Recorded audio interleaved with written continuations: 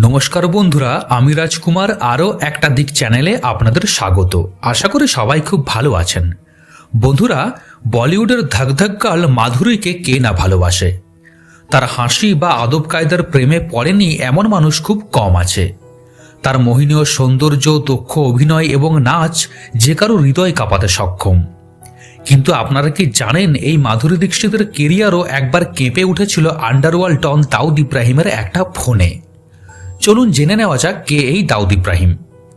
মুম্বাই অন্ধকার জগতের বেতাজ বাদশাহ দাউদ ইব্রাহিম হল 1993 মুম্বাই বিস্ফোরণের মূল মাস্টার মাইন্ড। তবে বর্তমানে দাউদ ভারতবর্ষের মোস্ট ওয়ান্টেড ক্রিমিনাল হয়ে পাকিস্তানে লুকিয়ে রয়েছে। 1980 থেকে 1990-এর সময় বলিউডে একটা প্রথা প্রচলিত ছিল। যখনই কোনো নায়িকা সাফল্যের সিঁড়ি বেয়ে ওপরে উঠত, তাকে একবার দাউদের কাছে যেতে হতো। নইলে দাউদের একটা মাত্র ফোন আর সেই নায়িকার পুরো ফিল্মি কেরিয়ার খতম।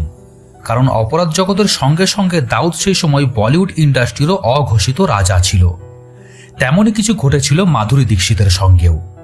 মাধুরী তখন উঠতি তারকা। তেজাব মুক্তির পর সে গোটা দেশে বেশ ভালো নাম কুড়িয়েছে।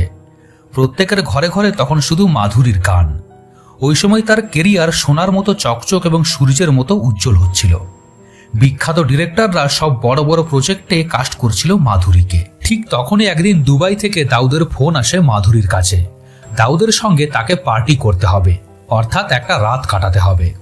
তখন মাধুরী দাউদকে চিনতই না, তাই সে তার প্রপোজাল রিজেক্ট করে দেয়। মাধুরী ভেবেছিল তার মধ্যে প্রতিভা আছে, তাই সে তার প্রতিভার সিঁড়ি বেয়ে ওপরে উঠে বলিউডে নাম করবে। তার জন্য তাকে কারো সঙ্গে রাত কাটাতে হবে না। কিন্তু দাউদ ইব্রাহিমের একটা ফোন মাধুরীর কেরিয়ারের ভিতটাকে নড়িয়ে দিয়েছিল। তখন এমনিতেই গোটা বলিউড দাউদের নাম শুনলে ভয়ে থরথর করে কাঁপত। সেই সময় যেসব প্রযোজক পরিচালকরা তাদের সিনেমায় মাধুরীকে নায়িকার চরিত্রে কাস্ট করেছিলেন, তাদের প্রত্যেককে দাউদ ফোন করে এই বলে হুমকি দিতে থাকে, মাধুরীকে ছবিতে নিলে তাদের জানে মেরে দেওয়া হবে। এরপর মাধুরীর মতো একজন দক্ষ অভিনেত্রীকে বলিউডের একটা প্রজেক্ট থেকে বাদ দেওয়া শুরু হয়। একটা সময় গিয়ে একের পর এক হিট ছবি দেওয়া মাধুরীর হাতে আর একটিও কাজ ছিল না। বুঝতে পারে মাধুরী, তার কেরিয়ার বাঁচাতে গেলে দাউদের কথা মানতেই হবে। দাউদের মন তাকে রাখতেই হবে, নইলে সে যত বড়ই প্রতিভাবান হোক না কেন, কেরিয়ার তার শেষ।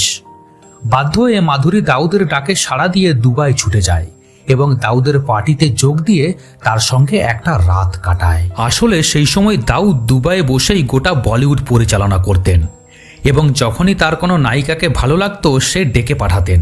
আর এদিকে বলিউডে সবাই তাদের কেরিয়ার করতে আসতো। তাই অনিচ্ছা থাকা সত্ত্বেও বাধ্য হয়ে অনেকেই দাউদের কথায় রাজি হয়ে যেত। কারণ আন্ডারওয়ার্ল্ড ডন দাউদ ইব্রাহিম বলিউডকে তখন এমনভাবেই কবজা করে রেখেছিলেন যে তিনি চাইলেই যে কোনো নায়িকার কেরিয়ার গড়তেও পারতেন, আবার ধ্বংসও করতে পারতেন। তার নজরে একবার পড়লে সেই নায়িকাকে তার কাছে যেতেই হবে, নয়তো বলিউডকে বিদায় জানাতে হবে। ধন্যবাদ, সবাই ভালো থাকবেন।